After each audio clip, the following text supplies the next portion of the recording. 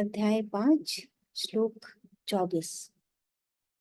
यो अन्तः सुखोऽन्तरारामस्तथान्तरज्योतिरेव यः स योगी ब्रह्मनिर्वाणं ब्रह्मभूतोऽधिगच्छति।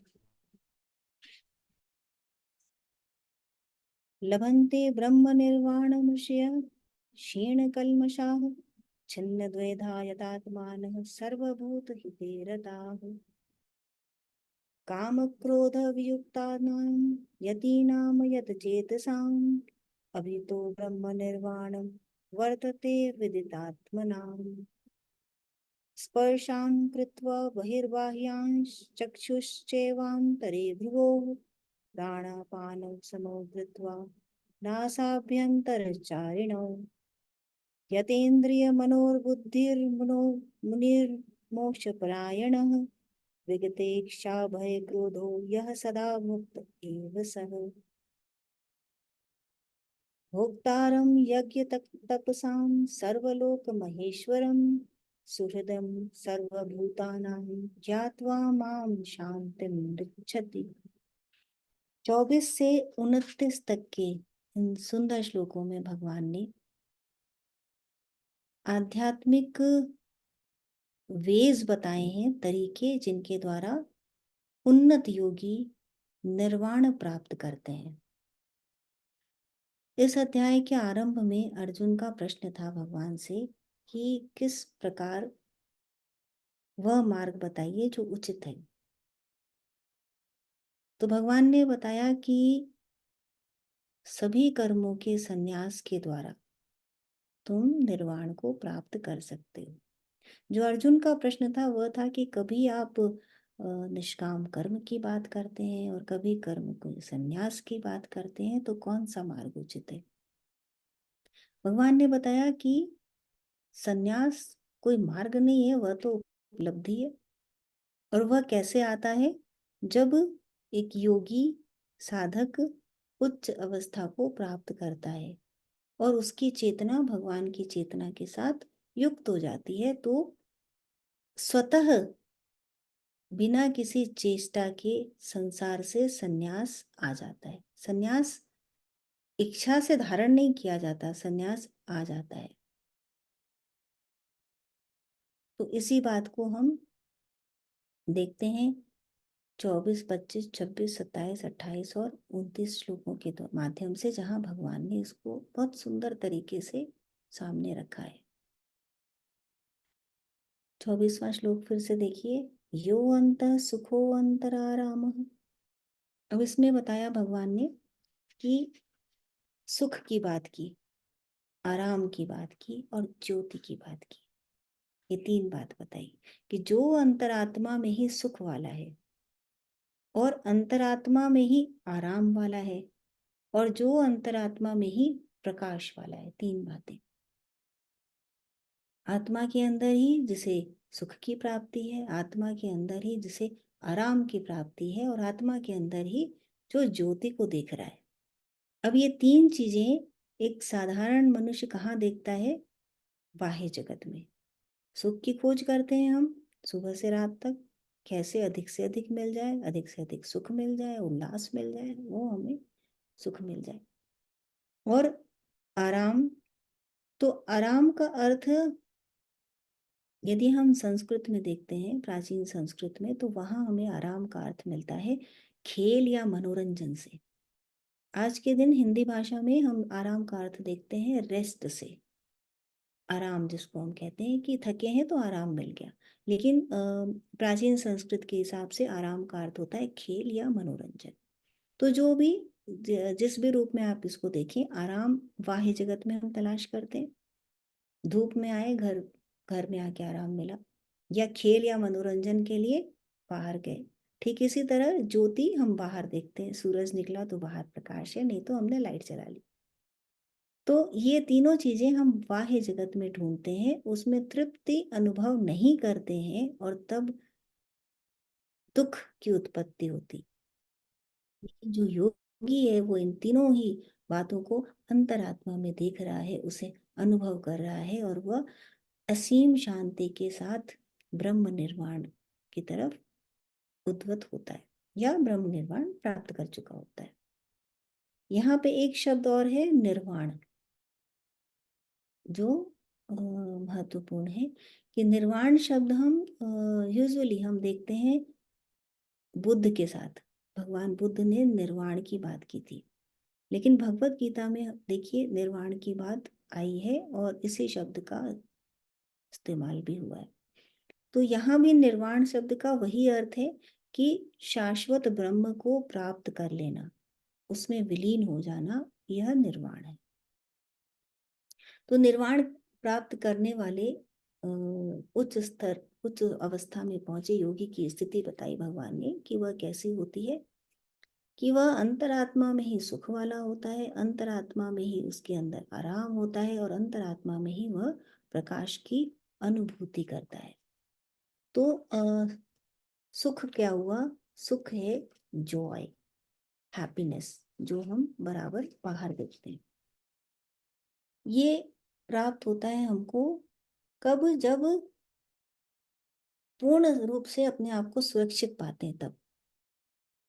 लेकिन बाह्य जगत में हम कभी भी पूर्ण सुरक्षा पा नहीं सकते और इसलिए अंतिम सुख की प्राप्ति नहीं कर पाते।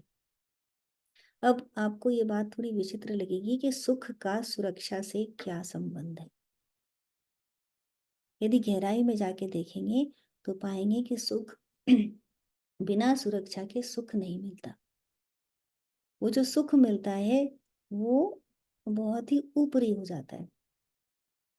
जैसे आप कोई मूवी देखने गए, तो जब तक आपको ये ना पता चले कि वहाँ सेफ्टी है, तब तक आप उसमें निश्चिंत होकर के मूवी नहीं देख पाएंगे।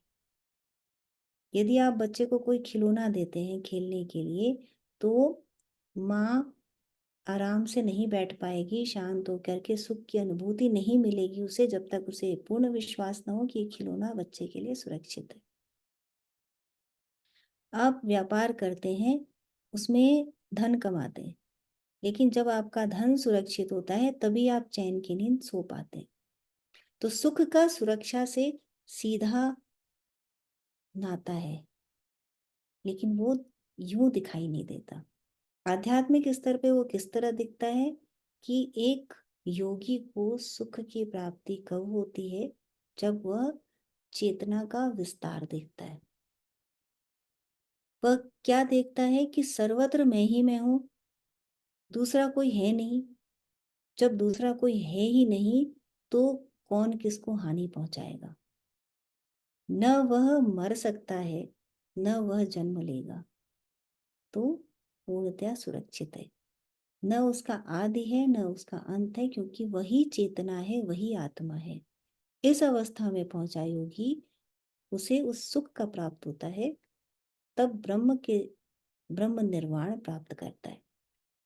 ऐसा सुख जो आंतरिक है, जो बाह्य जगत में मौजूद नहीं है। तो उस सुख की कल्पना करके देखिए कि दुख कब है?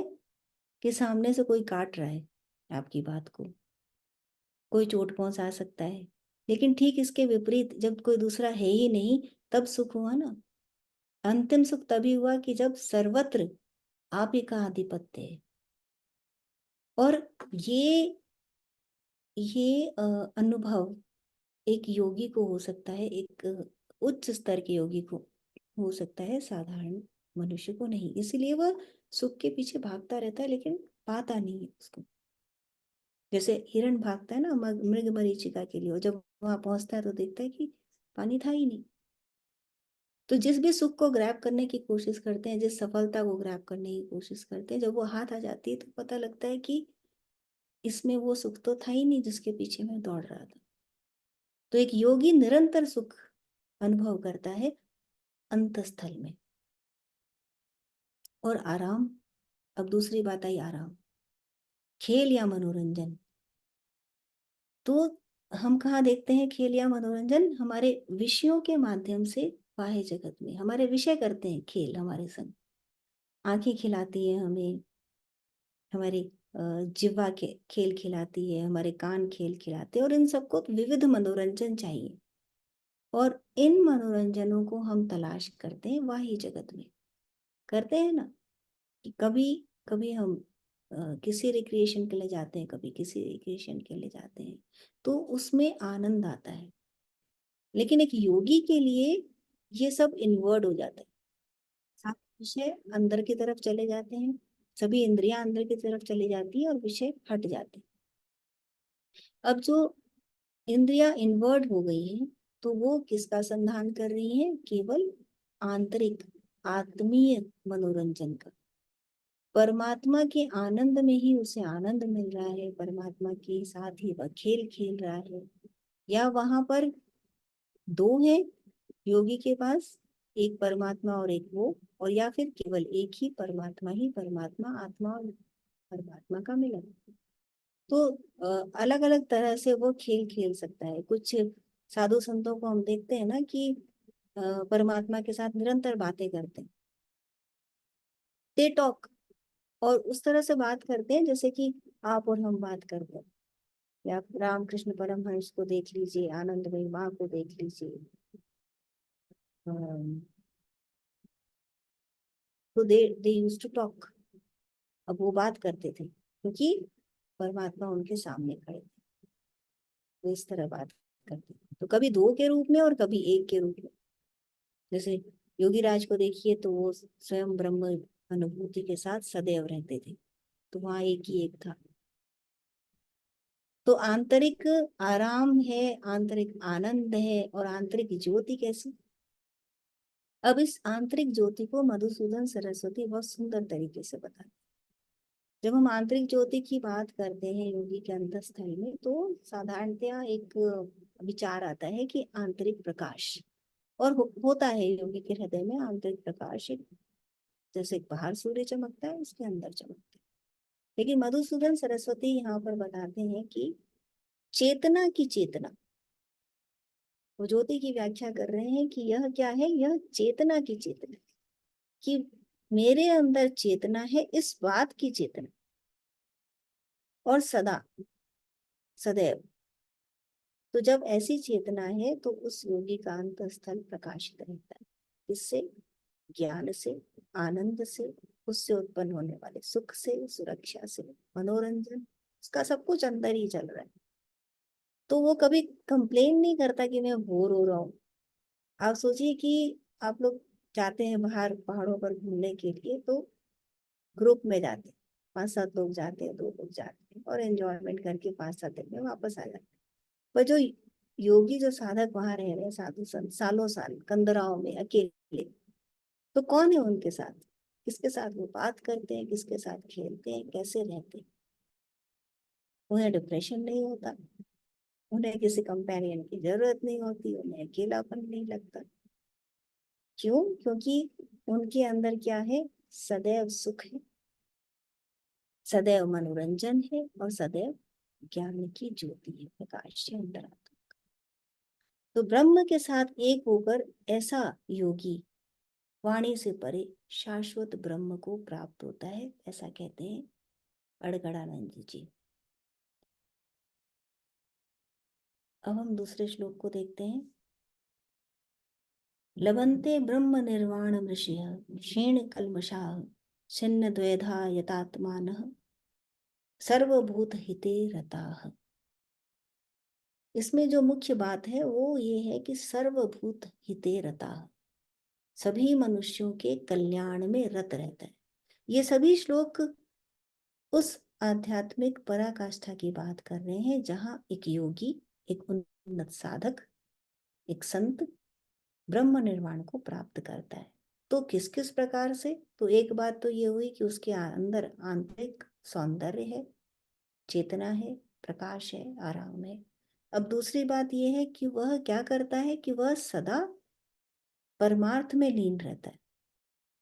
उसका अपना कोई लक्ष्य नहीं है जीवन में, अपना कोई ध्येय नहीं है, किसी फल की उसे आकांक्षा नहीं है, किन्हीं कामों का वह आरंभ नहीं करता। सर्वारंभ परित्याग, सर्वकर्मारंभ परित्याग।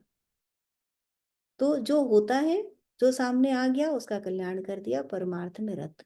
और यदि उनको ईश्वर की तरफ से ये ड्यूटी मिलती है कि आपको जाके जगत कल्याण करना है, तो वो भी करते हैं। आप इसमें देख सकते हैं, सबसे बड़ा एग्जाम्पल सामने है योगी राज का, कि उन्होंने क्रिया को सब तक पहुंचाने के लिए कितनी मेहनत करी, काम किया, परमार्थ में लगे रहे, और आज के दिन भी अपना अपने शरीर को छोड़ने के बाद भी ऊर्जा रूप में लोगों को उस पार लगाते हैं। तो ऐसे ऐसे योगी, ऐसे ब्रह्म, स्वयं ब्रह्म है वो, तो वो क्या करते हैं, वो परमार्थ में, निरंतर परमार्थ में लगे रहते हैं। लभन्ते ब्रह्म निर्वाण ऋषि, ऐसे ऐसे ऋषि क्या करते हैं, वो ब्रह्म निर्वाण को प्राप्त करते हैं। क्षीण कल्मषाः, सभी दोषों से, जिनके सभी पाप नष्ट हो चुके होते हैं, परमात्मा का साक्षात करके जिनके सभी पापों का अंत हो चुका होता है। अब ये दो बात है इसमें, एक परमात्मा का साक्षात्कार और दूसरा सभी पापों का नष्ट होना। देखिए, जो जिसको हम कहते हैं सेल्फ रियलाइजेशन, तो जो साक्षात्कार होता है, आत्मा के दर्शन, उसके बाद सभी कर्मों का नष्ट होना आवश्यक है। एक शरीर के कर्म हुए, एक ऊर्जा शरीर के कर्म हुए, उन सब का नष्ट होना आवश्यक है। नष्ट होना अर्थात जो पाप कर्म है और जो पुण्य कर्म है, उनके बीजों का दग्ध होना। अदरवाइज क्या होता रहता है कि एक तो जो प्रारब्ध लेकर के आए हैं, वो तो छूटे हुए तीर के समान है, प्रारब्ध कर्म वो तो भोगना ही है, उसको शरीर भोगता ही है। पर जो संचित कर्म का टोकरा है, उनको धीरे धीरे क्षीण कल्मषा, उनको पापों का उनका अंत होता चला जाता है। कैसे? योग के द्वारा, तप के द्वारा, परमात्मा के साक्षात्कार के द्वारा, ज्ञान की आवृत्ति से उनका दोहन हो जाता है, उन बीजों का दग्ध हो जाते हैं। तो ऐसे योगी जिनकी सभी क्षीण द्विधा, सभी जो दुविधाएं हैं वो नष्ट हो गई है, कोई संशय नहीं रहता मन में उनके किसी प्रकार का। अर्जुन कहता है ना, भगवत गीता में देखिए, 18वें अध्याय में अर्जुन कहता है भगवान से कि मेरे सभी संशयों का नाश हो गया है, और अब मैं जो आपके वचन है वही करूंगा। करिष्ये वचनम तब, जो आपने कहा मैं वही करूंगा, अब मेरे मन में कोई भी संशय नहीं। 18 अध्याय में उसने प्रश्न पूछे, लेकिन अंत में उसके सभी संदेहों का नाश हो गया। तो वही योगी जिसके सभी संदेहों का नाश हो चुका है, जिसके सभी पापों का नाश हो चुका है, परमात्मा का साक्षात्कार करके वह परमार्थ में रत रहता है और ब्रह्म निर्वाण वो प्राप्त करता है। ऐसे करुणा में योगी ब्रह्म निर्वाण प्राप्त करते हैं। 26वां श्लोक देखिए। काम क्रोध वियुक्तानां यतीनाम यतचेतसाम अभितो ब्रह्म निर्वाणम वर्तते विदितात्मनाम।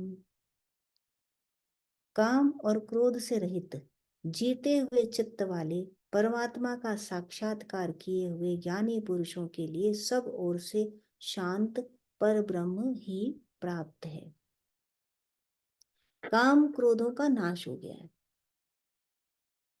अभी हमने ऊपर देखा कि इंद्रियां विषयों में रत नहीं है, फिर देखा कि किस तरह परमार्थ में लीन है वह योगी, परमात्मा का साक्षात्कार कर चुका है, पापों का को नष्ट कर चुका है, और काम क्रोध, अब इसमें देख रहे हैं कि काम क्रोध से रहित है और चित्त को उसने विजय प्राप्त कर लिया है। तो ये स्थिति को कैसे प्राप्त करते हैं? क्या करे साधारण मनुष्य वहां तक पहुंचने के लिए? क्योंकि वह तो अविद्या के अंदर है, अभी तो उसके अंदर अज्ञान है। तो स्टेप बाय स्टेप इसकी सीढ़ियां हैं जो शॉर्ट में बताई जा सकती हैं। कि अविद्या, अज्ञान है। अविद्या क्या चीज की है कि हम इस संसार को, इसको नित्य समझ रहे हैं जो अनित्य है, ये अविद्या है। तो इसका नाश कैसे हो? अविद्या का नाश होता है ज्ञान से। तो ज्ञान योग के द्वारा अविद्या का नाश होता है। ज्ञान कैसे? कि शास्त्रों के द्वारा, महापुरुष गति के द्वारा ज्ञान प्राप्त होता है। तो पहली बात आई ज्ञान प्राप्त करना। और ज्ञान कैसे प्राप्त होगा? शास्त्रों के द्वारा, संतों के द्वारा, चिंतन मनन निधिध्यासन के द्वारा। तो सुन तो लिया ज्ञान, लेकिन अब उसको प्रकट करना है। प्रकट करने के लिए अब रेस्टलेसनेस आ जाती है कि ज्ञान आ गया, लेकिन ये समझ में नहीं आ रहा। याद हो गया लेकिन अंदर नहीं उतर रहा। पेनिट्रेशन के लिए क्या चाहिए? तो ध्यान करने का प्रयास किया, निधिध्यासन, श्रवण मनन निधिध्यासन, 3 बात बताई ना, श्रवण मनन निधिध्यासन, अज्ञान को दूर करने के लिए। तो जो निधिध्यासन है, जब ध्यान करने बैठे तो क्या हो जाता है? चित्त का विक्षेप, जो चित्त है वो इधर उधर भाग रहा है, मन इधर उधर भाग रहा है, मन लग नहीं रहा, कैसे करें? तो चित्त का विक्षेप दूर करने के लिए आता है ध्यान योग, प्रैक्टिस, योग की प्रैक्टिस, बार बार कंसंट्रेशन। जो इधर उधर भाग रहा है मन, उसको इधर उधर जाने से रोक करके एक पॉइंट पे लगाना, कंसंट्रेशन। अब कंसंट्रेट करने की कोशिश करी तो नहीं हो पा रहा। क्यों नहीं हो पा रहा? अब क्या प्रॉब्लम है? तो प्रॉब्लम है कि कंसंट्रेट कैसे हो, क्योंकि उसमें कमियां हैं, विकृतियां हैं, मल कहते हैं उसको, गंदगी है। तो उसको दूर करने के लिए कर्म कीजिए, चित्त की शुद्धि के लिए निष्काम कर्म। तो 3 प्रॉब्लम आती हैं, अज्ञान, विक्षेप और मल। और उनको ओवरकम करने के लिए 3 सॉल्यूशंस होते हैं, निष्काम कर्म योग, ध्यान योग और ज्ञान योग। तो नीचे सबसे बॉटम लाइन क्या है? निष्काम कर्म। कर्म करिए, चित्त की शुद्धि होगी, मल दूर होगा। जब मल दूर होगा तब आप ध्यान कर पाएंगे। नंबर 2 पे आ जाएंगे, ध्यान करेंगे, चित्त का विक्षेप कम होगा, चित्त का विक्षेप कम होगा तो ज्ञानोदय होगा ज्ञान योग के द्वारा, और तब अविद्या दूर होगी और परमात्मा का साक्षात्कार। That simple. तो इस तरह से जब चित्त का विक्षेप और मल दूर कर दिया जाता है और ज्ञान का आविर्भाव हो जाता है, परमात्मा का साक्षात्कार होता है, तो काम क्रोध वियुक्ता नाम, तब क्या होता है? वो योगी काम और क्रोध से अपने आप स्वतः ही दूर हो जाता है। अन्यथा क्या होता है? काम क्रोध को दूर करने का प्रयास करते हैं तब क्या होता है? जैसे अ, अभी कुछ दिन पहले बात हो रही थी, कोई स्ट्रेस मैनेजमेंट वर्कशॉप किसी ने अटेंड करी थी, और इट वाज अ जोक। वो बात कर रहे थे कि स्ट्रेस मैनेजमेंट वर्कशॉप दूर करने से जब बाहर आए तो स्ट्रेस हो गया था, क्योंकि स्ट्रेस मैनेजमेंट वर्कशॉप अटेंड करी थी तो मैनेजमेंट की बातें सुन के स्ट्रेस हो गया था कि अब अपने स्ट्रेस पे ध्यान करना है, तो और अधिक स्ट्रेस हो गया। तो जब आप क्रोध को दूर करने की कोशिश करेंगे तो क्रोध पे कंसंट्रेट करेंगे और क्रोध और बढ़ जाएगा। जब आप कामनाओं को दूर करने की कोशिश करेंगे और इच्छाओं पर फोकस होगा, कंसंट्रेशन होगा कि इसे दूर करना है, इसे दूर करना है, इसे दूर करना है, तो वही घूमेगी दिमाग में। जैसे किसी ने कहा, साधु ने, एक शिष्य आया तो कि शिष्य ने कहा कि मेरे मन में बंदर घूम रहे हैं, तो क्या करूं? तो उन्होंने कहा कि ठीक है, अब तुम बंदरों के ऊपर ध्यान मत करना। तो उसके मन में और 40 बंदर घूमने लग गए। बंदरों का ध्यान नहीं करना है तो 40 बंदर एक की जगह अब 40 घूम रहे बंदर। तो ठीक ऐसे ही इंक्रीज हो जाएगी वो प्रॉब्लम। अब यदि उसको हटाना है तो क्या करना है कि उस पर ध्यान नहीं करना है, उस पर ध्यान करना, उस पर ध्यान करना है जो सभी जगत का पोषण करने वाला है, जो सभी कामनाओं की पूर्ति, जो अखंड स्रोत है। उस अखंडता पर जब ध्यान करेंगे तो खंड खंड का ध्यान अपने आप समाप्त हो जाए। तो योगी को काम और क्रोध को दूर करने के लिए प्रयास नहीं करना पड़ता, वो एफर्टलेसली हो जाता है। तो ऐसे काम क्रोध वियुक्ता नाम यति नाम यत चेत साम, जो जीते हुए चित्त वाले हैं, ऐसे योगी जो परमात्मा का साक्षात्कार किए हुए ज्ञानी पुरुष हैं, वो सब ओर से शांत ब्रह्म, पर ब्रह्म से जुड़े हुए हैं, युक्त हैं।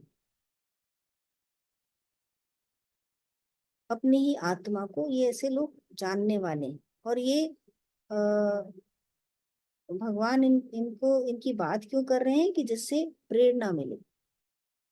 अड़गड़ानंद जी कहते हैं कि ऐसे पुरुष की रहनी पर बल दे रहे हैं जिससे कि प्रेरणा मिले, यह सुन करके कि अच्छा ऐसे किया जा सकता है, ऐसे योगी होते हैं, तो हम भी ऐसा करें। किसको फॉलो करना चाहिए? उनको जो संत हैं।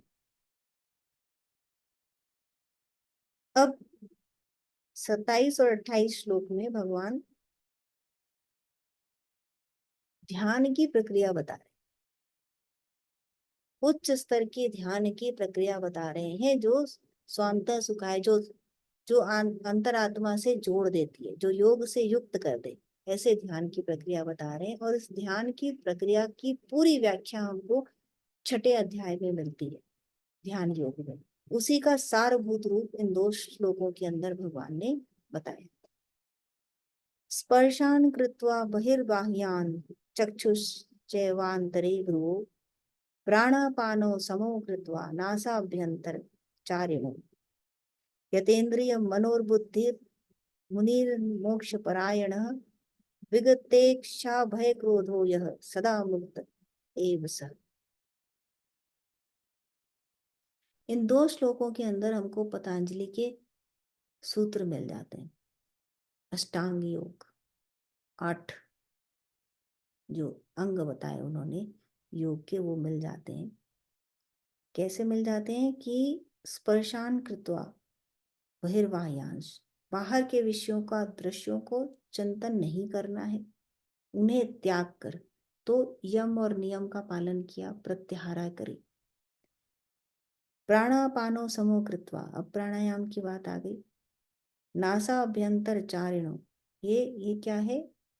नासिका के अंदर ही प्राण अपान की गति को रोक करके और श्वास का आवागमन, तो ये हो गया ध्यान। और यतेन्द्रिय मनोबुद्धिर मोक्ष परायण, मुनि मोक्ष परायण, तो धारणा, ध्यान और समाधि आ जाती है यहाँ पर। प्राणापानो समो कृत्वा, सम कर दिया।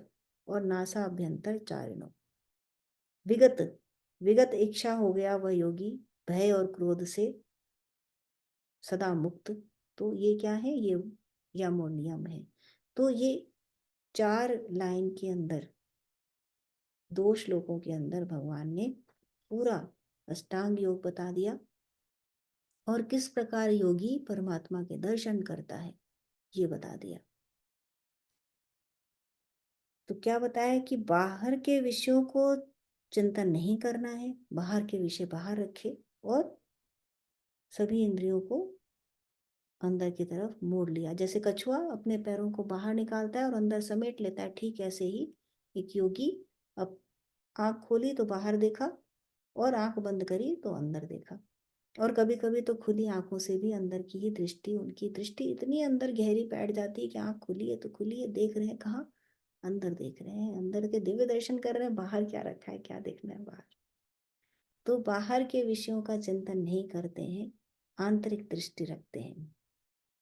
नेत्रों को की दृष्टि को भ्रकुटी के बीच स्थिर करते हैं, और भ्रुवोअंतरे, भ्रुवोअंतर के दोनों भावों के बीच देखते हैं, और नासाभ्यंतर चारिणो, नासिका के अंदर श्वास को ले जाते हैं। प्राणापान सम, प्राण और अपान की गति को सम पर ले आते हैं, समत्व, पूरी तरह से समत्व स्टैब्लिश हो जाता है।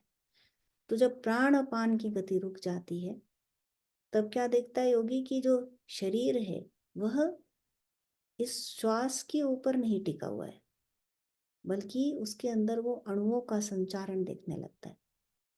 कि जो श्वास है ये तो बाह्य, बाह्य शरीर के लिए है। जब तक बाह्य विषयों को देख रहे हैं, बाह्य श्वास के माध्यम से शरीर टिका हुआ है, और बाहर के विषयों का भोग भोग रहा है। तो उस समय ऐसा लगता है कि यदि श्वास रुकी तो शरीर छूटा। लेकिन जब इतनी आंतरिक दृष्टि हो जाती है, इतना उत्थान, योगिक उत्थान हो जाता है कि प्राण और अपान की गति को योगी ने सम कर लिया, और नासिका के अंदर ही उसका आना जाना है, तब जिसको कहते हैं ना कि कस्तूरी कुंडली बसे मृग ढूंढे बनवाई, तो वो कस्तूरी की गंध फैलने लगती है और क्या होता है कि परमात्मा के साक्षात्कार होने लगते हैं। ऐसे ऐसे समय में जब देखता है योगी कि सब अणुओं का खेल है, सब अंदर अंदर घूम रहा है, और तब यदि वो परमात्मा से साक्षात्कार की इच्छा करता है भगवान से कि आप ही के अंदर गमन करना है, आप ही से मिलना है, तो ऐसे युक्त चित्त वाले योगी को परमात्मा अपने आगोश में लेते हैं, वह ब्रह्म निर्वाण को प्राप्त करता है।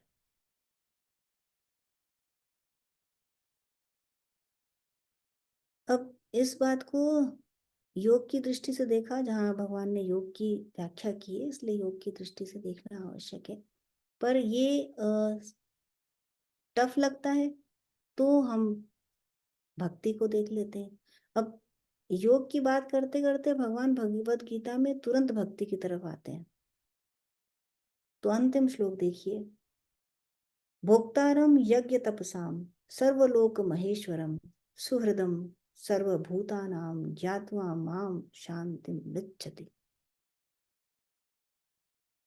क्या करो कि वह मुक्त पुरुष क्या करता है कि सभी यज्ञ और तपों को भोगने वाला मैं हूं। मैं कौन? भगवान कृष्ण। तो योगी ने ये जाना योग के माध्यम से, ज्ञानी ने ये जाना ज्ञान के माध्यम से, और भक्त ये जानता है भक्ति के माध्यम से कि तुम ही हो करता और तुम ही हो भरता। तो सृष्टि स्थिति लय को करने वाले तुम ही हो। तो जब ये जान लेता है भक्त या योगी या ज्ञानी कि भोक्तारम यज्ञ तपसाम, मेरे सभी यज्ञों का के भोक्ता तुम ही हो, मेरे सभी तपों का भोक्ता भी तुम ही हो, और सभी लोगों के महेश्वर हो, सर्वलोक महेश्वरम, जितने भी लोग हैं उन सब का एक ही ईश्वर है, ईश्वरों का ईश्वर भगवान श्री कृष्ण। कालों के काल हैं, ईश्वरों के ईश्वर हैं, देवताओं के देव हैं भगवान श्री कृष्ण। योगियों में सर्वश्रेष्ठ हैं भगवान श्री कृष्ण। और हम जितने भी हम जप करें, तप करें, योग करें, जितने भी मंत्र जपें, जितनी भी श्वास लें, उन सब का फल देने वाले या फलों को ग्रहण करने वाले भगवान श्री कृष्ण हैं। सुहृदम सर्वभूतानाम, समस्त प्राणियों की का स्वार्थ रहित हितैषी। देखिए ऐसा हितैषी मिलेगा नहीं। परिवार में भी कई बार ये होता है कि अपने स्वार्थ के लिए व्यक्ति काम करता है, कभी कभी, नॉट ऑलवेज। फ्रेंड्स में भी कभी कभी अपने स्वार्थ के लिए लोग काम करते हैं, समाज में भी अपने स्वार्थ के लिए काम करते हैं। लेकिन जो भगवान है वो सदैव मानव कल्याण के लिए, जीव कल्याण के लिए, जीवात्मा के कल्याण के लिए काम करते हैं।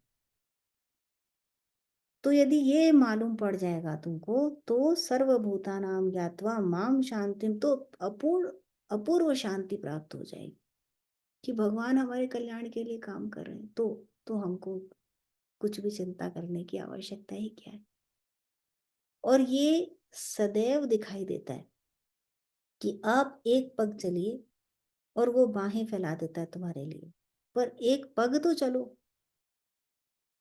जीवों अन्य जीवों में यह बुद्धि नहीं है परमात्मा को पहचानने की। गाय बैल बकरी कुत्ता ये नहीं सोचते कि मैं यहाँ क्यों आया, मुझे कहाँ जाना है, ऐसा सोचते हैं? नहीं सोच पाते हैं। वो केवल अपने खाने, अपने बेसिक नीड्स के बारे में सोच पाते हैं, इससे ज्यादा नहीं सोच पाते। ईश्वर है, कोई है, कुछ है, इस सब के बियॉन्ड कुछ है, इस सबसे आगे कुछ है। हम क्या लेकर के आए थे, हमें क्या लेके जाना है, ये बातें मनुष्य ही सोचता है। और इस बात की उसे चिंता नहीं होती। चिंता उसे किस बात की होती है? रोज का कैसे काम करेगा, पशुओं वाली चिंता होती है। खाना, रोज का खाना, रोज का धन, रोज का व्यापार, नाम उपाधि, इसकी चिंता होती है। तो ये तो पशु प्रवृत्ति हुई। मनुष्य के अंदर जो विशेषता है कि भाई तुम कहाँ से आए, तुम कहाँ जाना है, ये तो सोचो। तो ये बात वो सोचता नहीं। यदि वो ये बात सोचने लगे तो उसको समझ आ जाएगा कि इस सब का करने वाला, इस सब को देने वाला तो परम पुरुषोत्तम भगवान है। और तब उसको लगेगा कि अब जो देख रहा है मेरे साथ खड़ा होकर के, तो चिंता वो करे, मैं क्यों करूं। ये भक्त कहता है कि जैसे एक छोटा बच्चा होता है, उसको सुपरमैन की स्टोरीज पढ़ते हैं ना बच्चे, मूवी देखते हैं, तो यदि उसको कह दिया जाए कि चलो ये सुपरमैन है और ये तुम्हारे साथ रहेगा हमेशा, तो सब कुछ करेगा तुम्हारे लिए। सुपरमैन है ना, उसके पास एनॉर्मस पावर। तुम्हारा एग्जाम पास करना है तो सुपरमैन करेगा, तुम्हें कहीं लेके जाना है तो सुपरमैन करेगा, तुम्हारी तबीयत ठीक नहीं है तो हेल्प सुपरमैन करेगा। तो यदि यदि भक्त ये जान ले कि वो मेरे साथ है सदैव, और मेरी हर मुसीबत में वो मेरे साथ खड़ा है, उसके अंदर इनॉर्मस कैपेबिलिटीज है मेरी हर मुसीबत को दूर करने की और मुझे इस पार लगाने की, मुझे ऐसा सुख देने की उसमें सामर्थ्य है कि जो अक्षुण है, तो क्या चिंता होगी? नहीं होगी ना। लेकिन चिंता क्यों हो जाती है कभी कभी कि हमको जो मिला, हम वो चला ना जाए।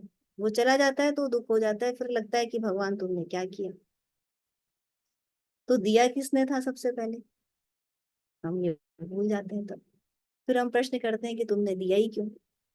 नहीं देते तो तब तब भी तुम प्रश्न करते ना कि मुझे क्यों नहीं मिला। तो भगवान को तो कटघरे में खड़ा करके रखते हैं हम हमेशा। उसके ऊपर हमारा पूरी तरह श्रद्धा और विश्वास हो नहीं पाता।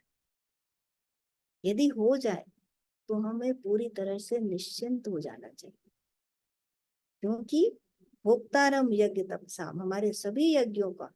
और यज्ञ क्या है? श्वास प्रश्वास में यदि कृष्ण का नाम, यदि भगवान का नाम, यदि गुरु का नाम जप रहे हैं तो वह यज्ञ है।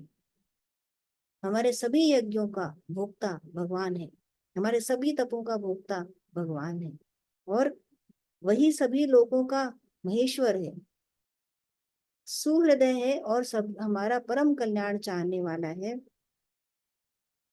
यह जान करके तुम पूर्ण रूप से शांति लो, या फिर यह जान करके वह योगी जो उस स्तर पर पहुंच गया है, जो उसे देख रहा है परमात्मा, वह पूर्ण शांति को प्राप्त करता है। ऐसा भगवान बताते हैं कि वही ब्रह्म निर्माण को प्राप्त करता है, वही पूर्ण शांति को प्राप्त करता है। उसने सभी कर्मों से संन्यास ग्रहण कर लिया है।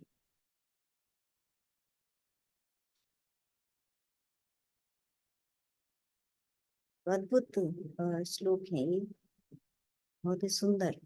और यहाँ पर इस अध्याय का समापन होता है।